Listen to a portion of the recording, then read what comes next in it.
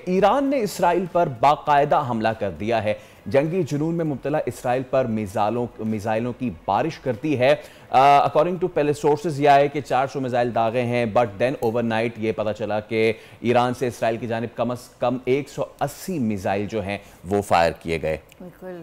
اور میزائلوں کا جو ہدف تھا دارالحکومت تل ابیب ہے۔ سب سے اہم بات یہ رہی ہے کہ اس بار اسرائیل کا اربوں ڈالر کا آئرن ڈوم سسٹم بری طرح سے ناکام ہوا ہے اور میزائل زمین پر ہی پھٹ گئے، جس سے اسرائیل میں بڑے پیمانے پر تباہی ہوئی ہے۔ ایبسلیوٹلی، بڑی ساری خبریں بھی آتی رہیں اور اسرائیل کے جو نہ صرف دفاعی تنصیبات بلکہ اکارڈنگ ٹو CNN ایسا بھی ہوا کہ جو موساد تھا جو کہ اسرائیل کا انٹیلیجنس یونٹ ہے، اس کے سینٹرل آفس کے قریب بھی جو بوم گرا، اور خیر یہ میزائل گرا، اور میزائل اب یہ پھٹا یا نہیں پھٹا، اس نے وہاں پہ ایک بہت بڑا کریٹر جو ہے وہ کریٹ کر دیا۔ لیکن اب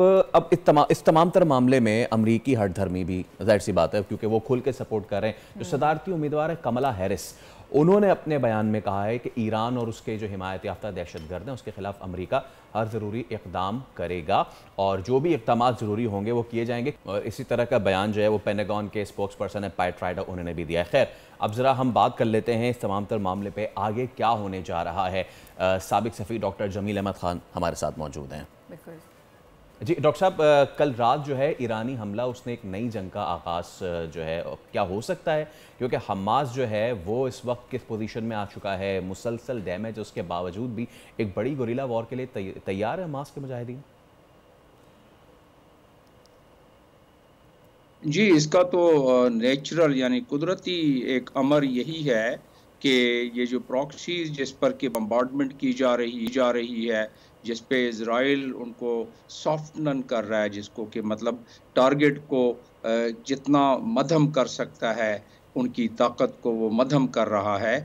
ایک طرف تو اسرائیل کی کوشش یہ ہے اتنی زیادہ قتل و غارت کرنے کے بعد، تو جب بھی ایسے حالات ہوں، جہاں بھی ایسی حالات ہوں، تو پھر وہ تحریکیں جب تھوڑی بہت ان کو انفراسٹرکچر کو نقصان پہنچتا ہے تو وہ تحریکیں انڈر گراؤنڈ چلی جاتی ہیں، اور انڈر گراؤنڈ کا مطلب ہے گوریلا وارفیئر۔ اور یہ جو ابھی نئے حزب اللہ کے لیڈر آئے ہیں نعیم، انہوں نے پہلے ہی اپنی کتاب ایک لکھی اور اس میں فدائین کا بہت زیادہ ذکر کیا ہے کہ فدائی حملے کرنے چاہیے ہمیں۔ تو یہی مطلب ہے گوریلا وارفیئر کا۔ یس، یہ شامل ہو سکتے ہیں، لیکن سارا ڈیپینڈ کرتا ہے کہ ایران نے جو یہ تقریباً 250 کے قریب میزائل داغے ہیں، اس کا ریٹیلیشن میں کیا ہوتا ہے۔ محسوس یہ ہو رہا ہے کہ گو کہ وائٹ ہاؤس میں جو بائیڈن اور کملا ہیرس نے اس کو مانیٹر کیا ہے بیٹھ کر اس میں، اور ساتھ ساتھ اس پر پورے اسرائیل میں ایک ایمرجنسی ڈکلیئر ہو گئی تھی، لیکن آخری خبریں آنے تک اسرائیل نے وہ ایمرجنسی یعنی لوگوں کو انڈر گراؤنڈ شیلٹر سے باہر آنے کا کہہ دیا تھا، جس سے اندازہ یہ ہو رہا ہے کہ ایران نے جو بتایا تھا پوری دنیا کو کہ وہ اپنے ٹائم پر جو اسماعیل ہنیہ کو انہوں نے ان کی یعنی اسرائیل کی سرزمین پر ان کی ساورنٹی کو افیکٹ کرتے ہوئے، ان کے یونائٹڈ نیشنز کے چارٹر کی دھجیاں اڑاتے ہوئے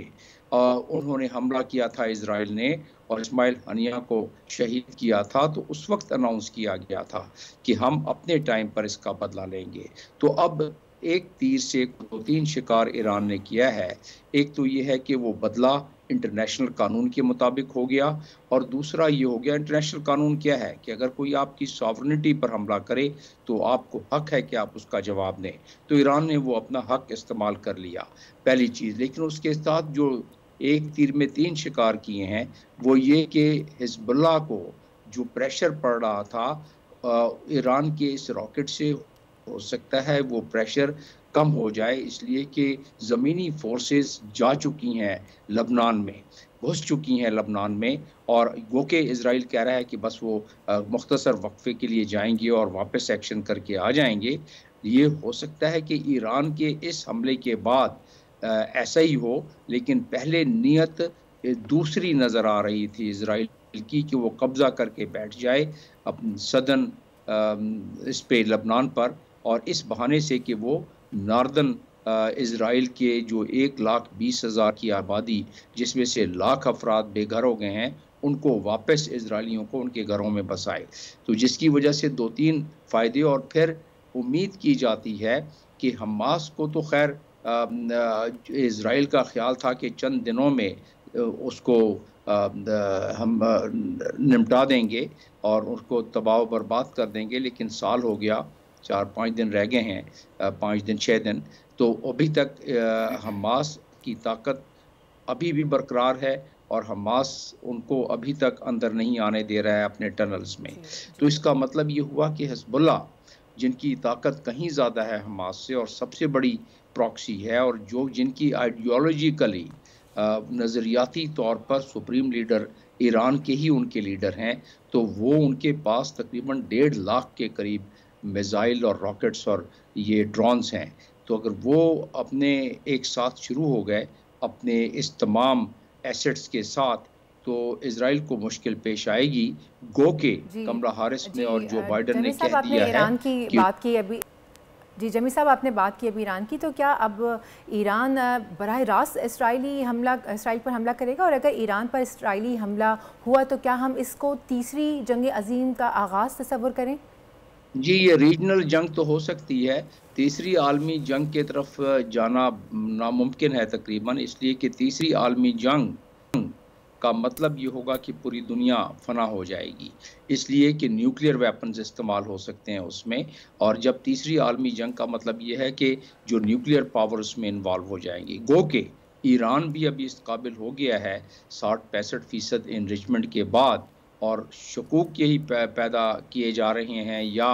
ہو گئے ہیں امریکہ کو اور اسرائیل کو، تو تقریباً کافی اس چیز کا یقین آ گیا ہے کہ ایران اگلے چند بہت تھوڑے ٹائم میں ایک نیوکلیئر طاقت بن جائے گا. ایک یہ بھی وجہ ہے کہ آپ کہہ رہے تھے کہ ایران کے اس حملے کے بعد کیا اسرائیل حملہ کرے گا. اسرائیل کی تو نیت شروع سے ہے کہ ایران پر حملہ کرے، اور جنرل اسمبلی میں جو اس مرتبہ 4 دن پہلے نیتن یاہو نے تقریر کی، اس میں بھی ایران کو ایک شیطانی آرک کے طور پر، لائن کے طور پر گنوایا انہوں نے وہاں. تو اس لحاظ سے اگر دیکھا جائے تو جب نیوکلیئر ریکارڈ ہو رہا تھا اس وقت بھی یہی اسرائیل کی منشا تھی کہ کسی طریقے سے جو ان کے پاس اس وقت نیوکلیئر ایسٹس تھے یا جو انریچمنٹ کے ایسٹس تھے اس کو تباہ کیا جائے. لیکن دنیا نے P5+1 نے ایسا نہیں ہونے دیا، تو اب وہ اس خواہش کی تکمیل چاہے گا، اور اب تو اس کا امریکہ بھی ساتھ